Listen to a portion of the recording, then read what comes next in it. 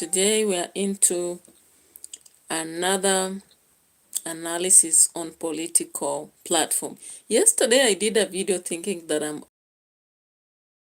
only later to realize that I had done it on a device. This is the problem with having many channels. You will find yourself doing something elsewhere, but I'll just do the same story though in a different way, because creativity is here. And now that I'm not doing the same day, I may not speak what I spoke on the other channel. So guys, welcome on Live Saga TV, and let's go for it. Yeah guys, so DCP member of Vanessa has been bought by the government, allegedly. Now why do I say the allegedly? I say allegedly because it has not been confirmed by him, but it's on the streets, right? So let's go for it and check this video whereby we have learned that this member has been bought. All right. Now, in case this member is bought, it will be a blow to the opposition because, of course, there's some polls that were done, and UDA was fronting before the opposition, followed by ODM and the rest. Now, in case this member is bought, it becomes a loss to the opposition. Now, let's just check for the receipt to show you what is happening.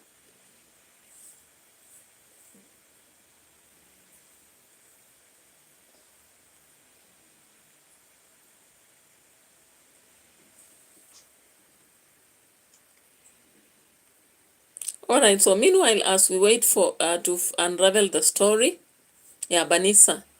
The Banisa DCP candidate has been bought by the government, allegedly, and has been promised ambassadorial position, or let's just check this here.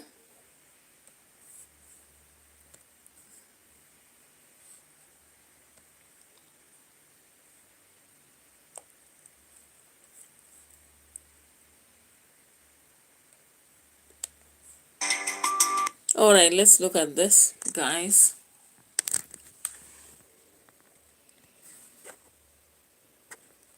So you see this, the Banisa DCP candidate has just left State House, told to choose between ambassador or political advisor. If it were you, what would you do? So this happened yesterday. And of course, as I was taking my reaction, I thought I was doing on Live Saga TV, only to realize that I was doing on another channel, guys. Now, the government is moving with speed, and there's a lot of things that it's trying to do, all right? A lot of things they are trying to do. And you may agree or disagree with me, but the reality is that if you look at the state visits, when many people are going to the State House and they are promised some things and they are forced to say 2-term, guys, there is something in air.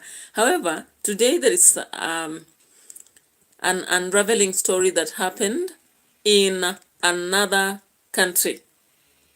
I hope you watched the news today and saw what happened in Malawi, right? If you know what happened in Malawi, then you understand what I'm talking about. Let's look at this. Malawi has spoken loudly and decisively. President Lazarus Chakwera, once hailed as the man who restored faith in democracy after the annulled 2019 election, has just been voted out after only one term. His replacement, none other than his old rival, 85-year-old Peter Mutharika, who has staged one of the most unlikely political comebacks in African history. All right, guys, that was something that I really looked at early in the morning, and I was like, all right, so we are seeing revolution in Africa, right? And it's not just Africa. We've seen situations in Libya, Nepal, and elsewhere, guys. So what message are we getting as Kenya from this? One term is a possibility. It's quite possible. So there's no way that we should be disillusioned and talk about, yeah, elections will be rigged and all that. Sometimes I do not understand. Kenyans are so disillusioned that even before election, they begin saying that there is no way whoever is in office will walk away, and the only thing they can do is to let it be. We shouldn't be faint-hearted. If we think that the current government has not served us right, we deserve to demand that another one comes in. And if you actually have listened to many people, including Okwaro. Okwaro has been missing on a lot of things, but today she came out to give something else. Katki 70. Hey, a picture of a baby. Hello. That's a picture of a baby, right? Yeah, so welcome, and thank you for coming to my platform. I really appreciate. Katki, you can tell us your country. If you're in Kenya, let us know. If you're elsewhere, let us know. Because I'm doing political analysis from Kenya. A lot of things on the ground, a lot of things in air. Yeah, so the reality is that if you look at Malawi elections, whereby they have only allowed the president to run for 5 years, that is one term, and they have had to choose somebody else, it means a lot, right? It means a lot when we look at Kenya, we look at what the opposition is saying and what the Gen Zs and everybody is saying one term. And that is why I'm really finding it funny when people are called into the State House and they really travel all the way from the RUTOS, sleeping on the roads just to go and collect 10,000 Kenyan shillings and come back home.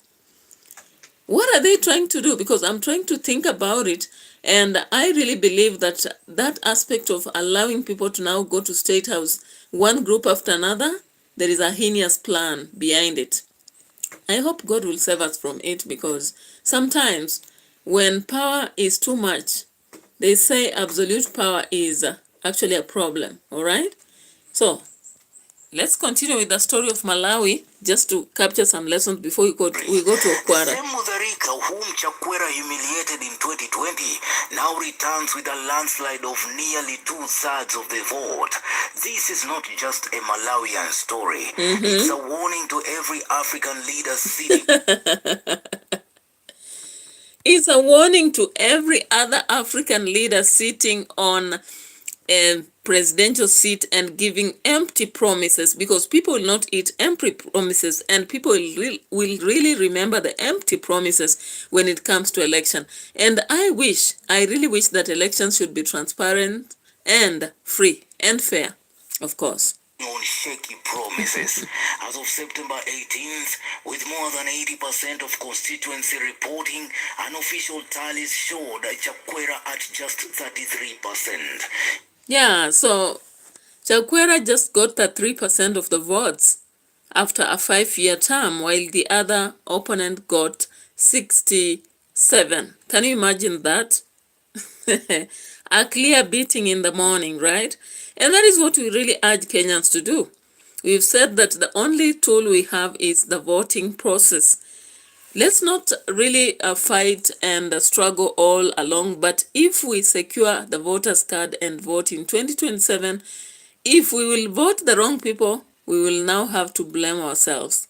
And those are the mistakes Kenyans do every other election time. They talk about, they complain, and when it comes to the election, they make another mistake. I hope that we have learned enough and we can do what Malawi has done, right? His challenger, Peter Mutharika of the Democratic Progressive Party, was cruising with around 65%. Dalitso Kabambe of the UTM trailed far behind at about 6%. The scale of defeat is staggering. No runoff needed. For Chakwera, it's the end of the road after 5 turbulent years. For Mutharika, it's redemption at 85. Yeah, so Mutharika has had a redemption after 85 years. He's come back as a president after humiliation in the last election process in Malawi. While Makwero, on the other hand, has been humiliated and the end of the road has reached. I don't know whether he can really go back, because people prefer to go for the Mutharika instead of Makwera, looking at what Makwera had done, had failed to do for the 5 years. Promises, empty promises on the streets. So the Malawians were tired with that, and they decided, let's go for Mutharika, because at least during his term, he served us well. Now, Malawi is one of the countries I hear even the salaries of teachers are up there. They respect teachers and consider them as very important people in the society. Therefore, recently, I still go back and refer to the unions that went to State House and began to praise and worship the president instead of just telling him the truth. They never actually came up as a union hard enough to give him facts that teachers are suffering. Yeah? So when I look at what happened, then I wonder, what was that? All right? All right, so let's proceed. And I appreciate anybody who comes by. Consider subscribing to the channel, like the video, and follow. So let's get to Okwaro. There's a video that Okwaro did. She's been messing in big time. But now, this time round, people are saying that she sounded like somebody mature. Now, why are they saying so? She was pointing out the faults of the government without blinking. Now, let's see this story here. Oh my God. Okwaro had an explosive moment, a monologue kind of, where she was trying to say, leadership is not about promises, it's not about you saying, this is what I've done.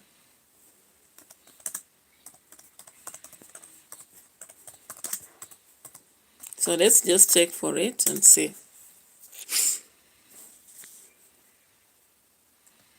Yeah, Fiona Okwaro actually has been blamed big time. There is a time when she interviewed Gachagua and people are like, what exactly are you trying to say? But after that, she has come out, I think it was yesterday, and she's now trending because of a different aspect, right? Let's just check the video shortly and see what we have to say about this. Experience picks version All right, 5 commercial power. break. See how the 3.5 and V figures and All right, let's look at this. when they are true, speak for themselves. They don't need to be shouted from rooftops or stuffed into speeches like free candy. But here we are, being schooled in economics at every rally, being fed growth figures and percentages, while our wallets tell a different story. Here we are, being told that this and that is working. I mean, it is all working. It's all good.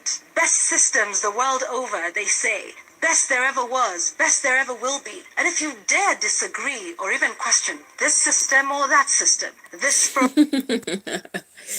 So Fiona Okwaro actually came up to state these facts because at some point, Javan Adiwar, hi, welcome to the platform.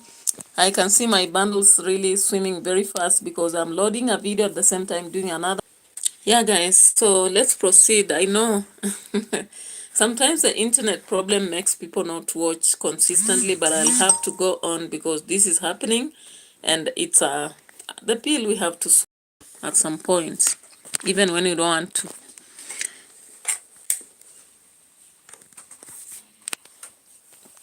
All right. So looking at Okwaro's reasoning, I actually found it very mature, and I agree with her. There is no need for figures, proving a point, asserting oneself, reminding them that you're the most learned, when in reality you're not performing. So I don't know why the president thinks that he can rate himself, he can clap for himself, he can prove a point. He is going to launch projects that have not even been completed and promising more and more. I don't know how much resource we have at the same time, because when I look at the speeches of the president all through the country, he is giving so many promises, including the fact that he promised teachers 20% of the houses that were constructed. At the same time, remember, he had promised the football percent. When I looked at those figures, I was seeing that he has already considered 40% gone. So does he mean that the rest of the civil servants will be picking the 60%? Now, I compared that to Jamaica, for example. Jamaica has also done housing under Holiness as the prime minister. And they never promised a certain percent to these people and this percent to these people. How I wish that if Kenya decided to go for housing, they should clearly tell us what their plan is with these houses. And then if they had that plan of selling the houses, they shouldn't have really taken our taxes from our money. Because currently, reality is that even by date 10, somebody's salary is exhausted. We are not only suffering from taxes, but we are suffering from inflation.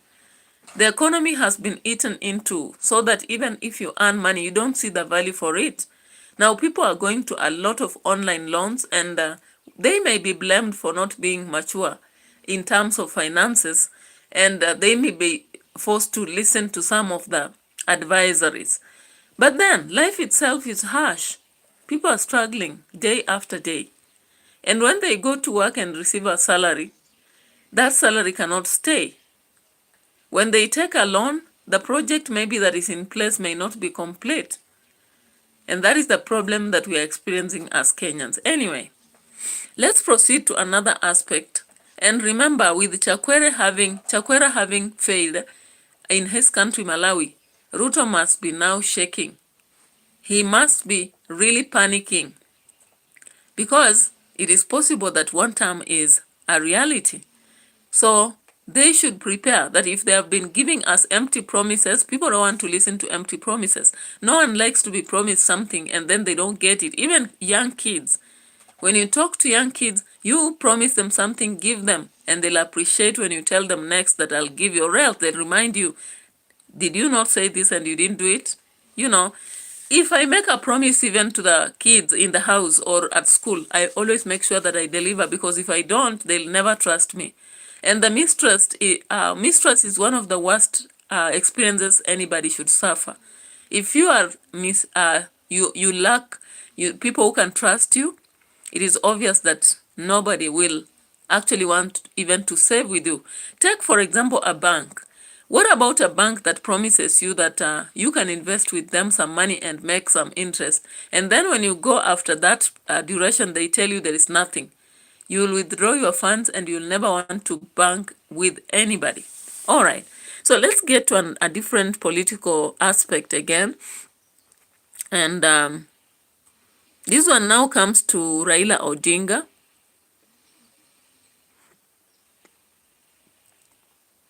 All right. Now, Oparanya, of course, is one of the members. You understand that he has a case looming as a result of the 53 million Kenyan shillings he was allegedly bribed in the process of logistics and, commitment of so many projects, tenders, and what have you. Now, recently, they demanded that he should be arrested. Now, remember, Oparanya has been in ODM, and he came out in Kakamega speaking about it. He indicated that whoever is currently there thinks that he's the biggest fish, but he will not. Now, after that, now they came about with the case that was pending and revived it. Now, let's just listen to Lekwini here, who is sharing some matters before we can talk about Kindiki. Kurumisha ndege, uwai dinga na aviator online game ni rahisi sana. Hebu kwanza maendeleo ile nilifanya hapa yeye amefanya. Let me give you the background a bit. Mumwambie hivyo, yeye ni mtu mdogo mbele yangu.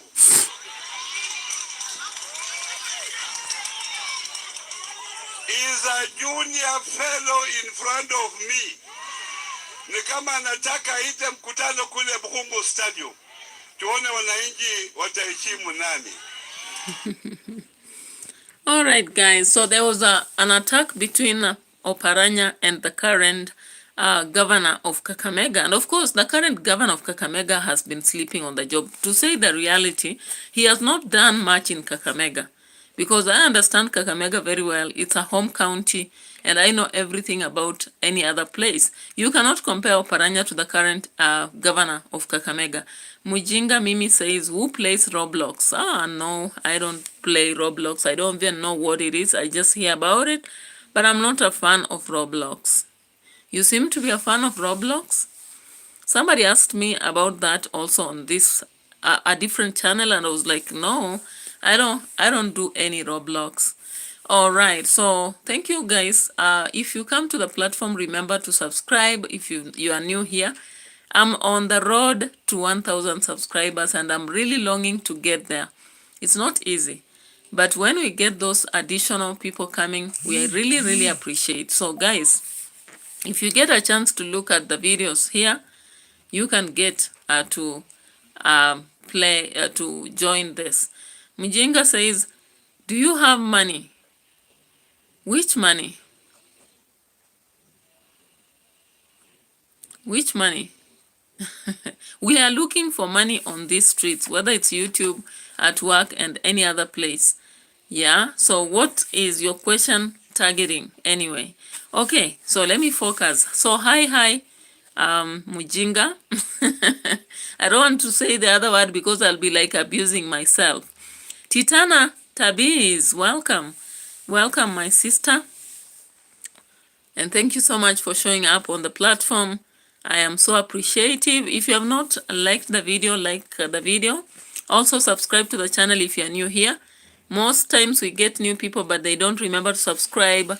And we really are longing for that subscription because we are on the road to 1,000 subscribers. We would really wish to get there so that we see what next step we'll be taking. Otherwise, let's proceed into the discussion. Now, you realize that Oparanya has had influence in Kakamega because of the progress he did while there. So let's just listen again to this. Nione nani atapata hasara, kwa sababu mimi sina hasara. Mimi sitaki kiti hapa, hao ndio wanataka tuone kwa hayo mambo yao nani atapata.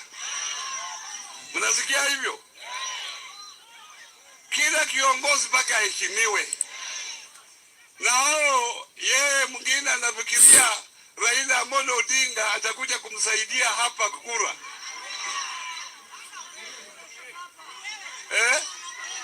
Yeye anafikiria hivyo. Ajui Raila, mimi namjua Raila vizuri kuliko yeye. All right, so Oparanya actually gave a dangerous alert in Kakamega, and that could really finish ODM over there, because if he's not supportive to it, then we don't actually have possible, backing for such a candidate. Maybe they'll be running to the opposition. So it's upon now Raila and his team to think of what they'll do, or their choice that they would make to make it happen or lose it, right? Yeah, so away from that, let's discuss something else again. In Mombasa, remember Mombasa, we had this very State House, shenanigans with the team by the president going there and talking about houses. Now, Jicho Pevu, if all of you remember Jicho Pevu came out to contradict that and say that they did not need houses. All they needed is a different project. Joho, in an ironical situation, Joho started saying that they will not be backing Jicho Pevu because for them, progress is happening. And of course, you understand why Jicho Pevu is against that and why Joho is supporting. Joe is among the people who are actually being hunted down by the government for failures here and there. One on certificate, kind of fraud created, getting a degree for Joe was a joke. And also when you look at the fact of some corrupt aspects that were happening. Now, when he landed in government, he is among the people who did not expect so. And therefore, he began to dance the tune of the government, the UDA, and ODM, that amalgamation. So currently, there is some kind of war between Jicho Pevu and the government, and we can see that clearly even in Joho's statements. So Jicho Pevu had to boycott the event that was happening in Mombasa, yet an MP should not meet on such events. Now ask me why. He knows that he has a backing on the ground, and regardless of whatever maybe the government will say, at least he will still remain in government. Anyway, we can go to something else, a dark plot that has been revealed on Uhuru Kenyatta. This has been something that has been repeated for so long. I don't know how true this is. that Uhuru is silently dealing with As a matter of fact, Raila Odinga had the people. And Raila Odinga had, in quotes, the deep state. As fate would have it, that deep state ended up being hot air. If you have to ask Raila Odinga supporter today, they will confidently tell you that Raila Odinga was played by Uhuru Kenyatta. As we speak in the Republic of Kenya, as we speak today, Fred Okengo Matiang'i is running for the presidency of the Republic of Kenya. And Fred Matiang'i is being powered by none other than Uhuru Kenyatta. Senator Ruto, this is the biggest debate since the former deputy president. All right, guys. So when you look at that debate that is surrounding Matiang'i, up to now, I'm confused. I don't know whether it's true or whether it's a story, whether it is whether it's a propaganda, but it is what it is. A lot of people are talking about it. It might bear some truth, but if there is truth in that, then Matiang'i will have let a lot of people down, because we actually saw him from the beginning coming out as a strong candidate, but at some point he just weakened. And even the rallies he was conducting, all that powerful speech and everything else does not add up. One of the questions I've consistently been asking myself is, how possible is it that someone who has served in the government, Matiang'i served with Uhuru for quite a long time. So how is it possible? Villain Alice channel, welcome, welcome, hello. I hope you've subscribed to the channel. Villain Alice channel, I can see you have a channel also. So subscribe to the channel kindly.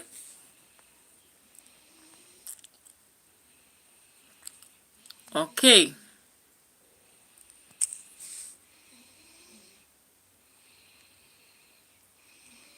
Yeah, so you can see as a top fan number 3, welcome, welcome. And let's proceed into our discussion. Yeah, so another thing that has clearly been coming out is the regrets for impeaching Gachagua. Now, of course, Ruto explained something about how Ichung'wah has misled him. And he indicated that it is Kimani Ichung'wah who misled him to impeach Gachagua. And I'm like, are you serious? That time, Ruto was quite silent. We didn't even know he exists.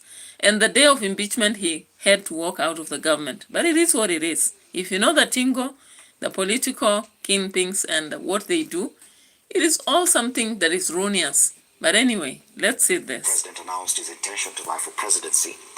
And yes, definitely, debate is out there that once someone has been impeached, and we've seen that history with Governor Sonko, Governor Waititu, that once you've been impeached, you are not allowed to vie for any political office for a certain period of time. Do you agree that there are some serious legal questions to be asked and answered on this matter? Thank you, Fred. And I think the matter of impeachment of the second deputy president of the Republic of Kenya, His Excellency Rigathi Gachagua, is a matter that happened in Kenya. This is something that happened in Kenya, and Kenya is under the jurisdiction of our constitution. And in the constitution, any decision that is made, whether in parliament or in court, is subject, or parties are free to appeal against any decision. If you are removed, for example, from a particular position and procedurally, then you can go to court and, seek legal redress. So the matter of impeachment of the deputy president or of the governors that have been impeached in the past, for that matter, is subject to I would call it the court process. Article 145, read it together with Article 150 of the Constitution of Kenya, that impeached Gachagua is self-executing. That the moment you are impeached, it is done. It does not even give provision. The Constitution does not give provision for redress beyond that. There is separation of power. So that the legislature is the one that is given absolute responsibility of dealing with the issues of impeachment. That he was robbed of victory. The pronouncement was very clear. There was even no court decision. They just said this is what the constitution says. No one even went to court, and Trump took off, isn't it? Why in Kenya? It is for benefiting some people. And I don't want to go into this discussion. I know clearly that the chapter 6 should be adhered to the letter.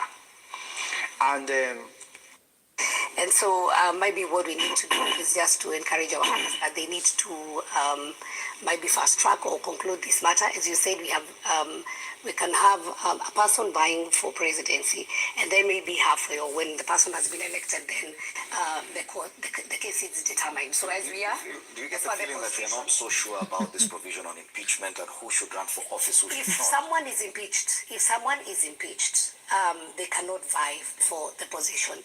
But then there is also the issue of, have they exhausted their appeals? That's the question. And I think because we're in this country, what we should be asking ourselves is, does he qualify? Apart from the impeachment, does he qualify? Have we been consistent on this issue? Because we've seen other people who have probably cases in court, and after the impeachment, and they were denied an opportunity to run. You see, for someone like Waitito, I think this case had already been determined. For Sonko, that's why we saw the last minute. I think it was a month to the election, so that then he was cleared to vie for governorship of Mombasa, which was too late towards the end.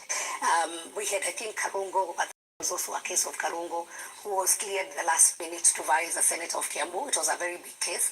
But when you look at somebody like Waluke and what the law says, if it's somebody, when by the time they were registering to be candidates, if they had been sentenced for imprisonment of more than... All right, that's enough. Remember today, Rigathi Gachagua and his team were in Machakos, and of course, wherever Gachagua goes into a meeting, we expect bombshells. So of course, today he did not miss on that, and his allies also did drop some bombs here and there. Before then, let's look at what Mother Karua and Karaga said in different situations. Actually, Maraga, not Karaga. So Maraga, while in Kisii, indicated at some point that in the State House, corruption is going on day after day. The president is using a lot of money and resources to bribe people openly so that they could vote him in. At the same time,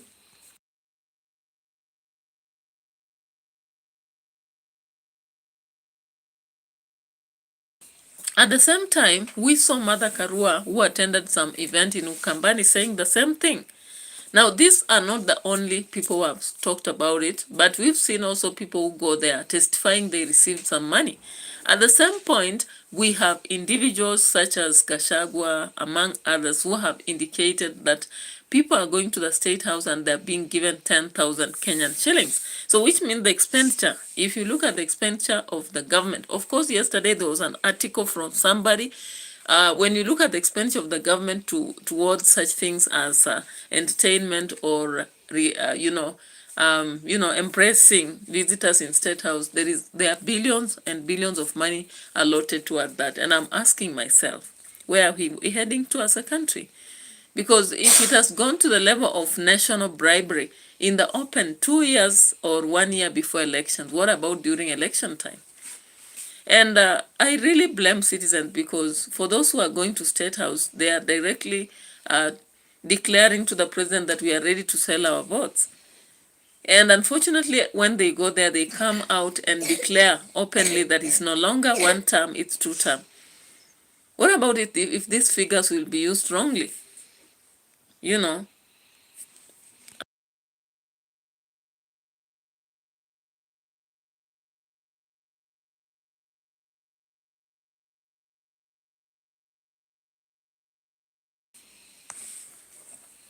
Yeah, so let's listen to Gachagua a bit before we close the chapter, and again wait for a moment to do another reaction later. Asante sana baba wetu askofu, Kwenda kupiga simu mapema hivi. viongozi wa hapa na watu wa hapa msituni, waitu boyaso ingi boyaine museo mavinda onde salimeni kwa Bwana Yesu asifiwe. Baba askofu, nataka niseme asante, and mimi nitoe congratulations yangu to the newly ordained pastors. We wish you well. We wish you God's guidance. Huyu Raila, si ndio? Huyu Kalonzo and my cousins from the Kamba Nation have been misused by Raila for 15 years. Lakini tumerefuka.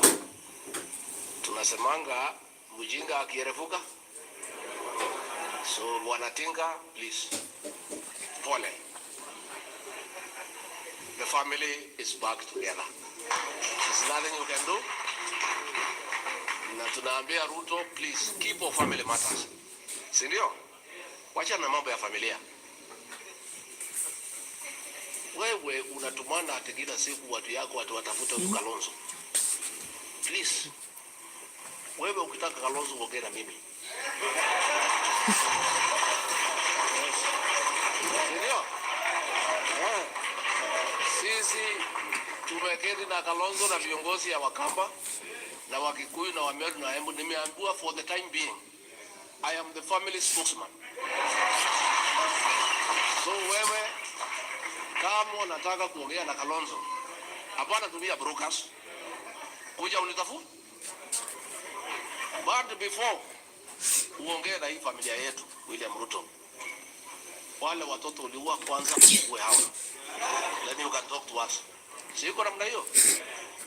All right, so of course Gachagua is trying to prove that there is no way the president will reach Kalonzo Musyoka without going through him. And one of the things that people are just demanding is that the opposition should be very clear. They pick a candidate and be serious about it, because of course we saw also that the other end of Eugene Wamalwa, there was a certain presentation whereby Eugene Wamalwa was trying to speak. Okay. Yeah. Just in the same event where Gachagua was. So we are seeing that the opposition is trying to move together, but we hope that they'll hold on to it, or else if they dare separate, that is the end of it. Because we saw Justin Muturi there, we saw Eugene Wamalwa, Gachagua himself, and all the rest, including Kalonzo, in this event. So let's listen to Eugene Wamalwa, then we'll close the chapter to do more. But before that, be aware that Safaricom, there might be inside games whereby people are actually scamming. And one of the common stories that came out, if you have watched the internet, it's Mulamwa himself. Mulamwa came out yesterday complaining that he was in China, but his SIM card was swapped in Kenya, and people started withdrawing money. They even had to sign into WhatsApp and began to ask for money from relatives and friends, demanding for even 30,000 plus more. And Mulamwa indicated that when he comes back to Kenya, he's going to Safaricom and they'll have to pay for that money. I don't know how practical that will be. We are waiting to see what will happen. And remember, this is not the first incident. The same similar incident happened at Ojwang's position. And I don't know if you can blame Safaricom main or the agents they have. How dare they allow somebody to register just because they have an ID? They can't even look at similarities of those who are going to register the SIM cards and, change them to those who are having, It's something very sad to keep happening to the citizens, and the loyalty that many people have given to Safaricom should respect. Let's listen to Eugene Wamalwa before we end this.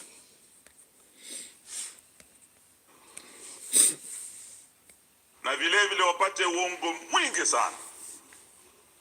Na hata huo uongo umeletwa hapa kwenu Machakos County siku ya leo.